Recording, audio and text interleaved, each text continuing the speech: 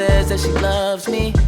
Isn't it lovely when the one you lusting is the one you loving? I had the feeling you had with Brian K. Vaughan with what's his name? G.R.R. Martin. What is it? J.R.R. Martin. G.R.R. Martin from Game of Thrones. Sure it's G? George R.R. Martin. That's it. Okay. Yes. George R. Yeah. Because I read the books are like 1,000 pages, right? 700, 800. That's a lot of investment in time, right? So I'm kicking along.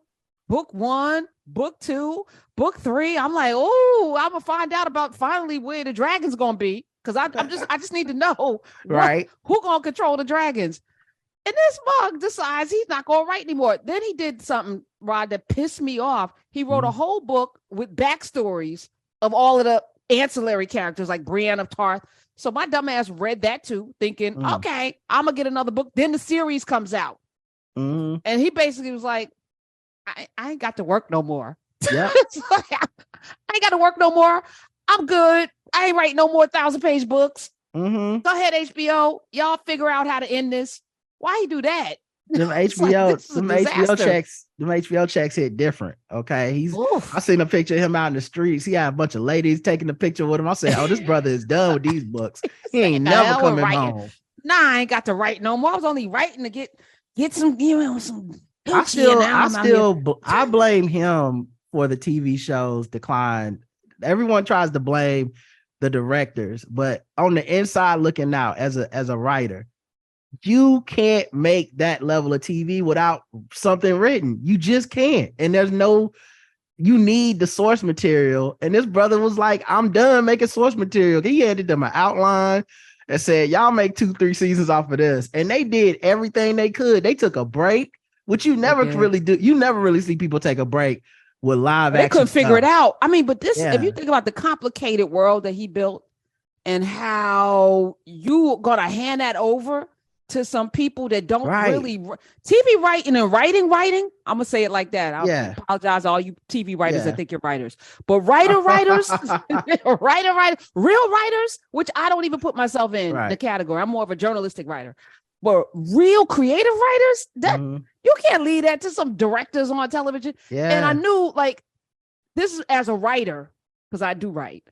I said the last episode should have been the end of the White Walkers when Arya came and did and then just leave it because you knew you couldn't figure out how to finish.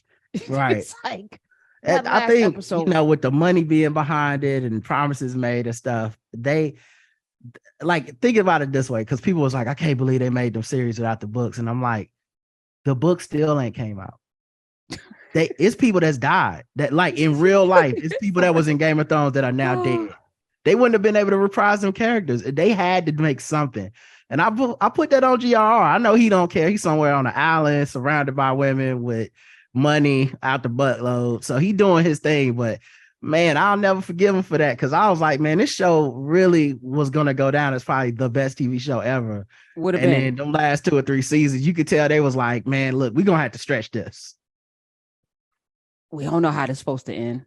And if they had brought in some black people, because let me just say this too. We had that thing with Thrones, y'all. You knew black people were watching Game of Thrones with the hashtags. All you needed was a group, like a study group of black people to ask. But this is the arrogance of these folk, because they don't think we could have helped you in this properly, and it would have been epic. My question is this for G.R.R. Martin, because I haven't read the books, you have, so you'll know. Are there just not a lot of black people that are integral to the plot in the book or something? No, there aren't. They had to make up. The only black people were the Unsullied, the eunuchs, but they were eunuchs. Right. Yeah. Eunuchs. They were eunuchs. And so for them to make the second version, which I refuse to get involved with just because I'm mentally now, middle fingers to all of them, PTSD. making them black with blonde dreadlocks and all of this. No, it was always through a European lens. This is how he sees the world. His world don't have black people in it, not in any powerful positions. Dothraki was the best we could get, I guess. Dothraki, that was the closest in the Unsullied. Right. That was it. Okay. So, yeah. Well, I'm into this second one. I like this second one because black people are involved right from the beginning. and they play like they play some big parts. Yes. And like they the ones with the money and the power too. So they be like looking at these white folks like, huh, really? How dare you come in here with this, with this ghetto mess? Like that's how they treat the white folks. And I'm into that. I didn't know I needed that in my life, but if you want to rope me back in, that's a great start. But this is the power of us. Like we will see ourselves in these things, even with blonde dreadlocks, like we will insert ourselves into a story in a minute because we've had to. So it's a beautiful thing. It's a beautiful thing.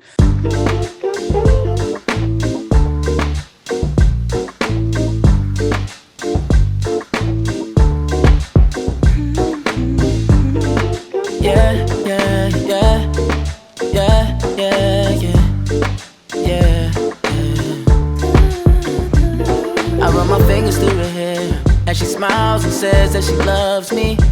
Isn't it lovely when the one you're lusting is the one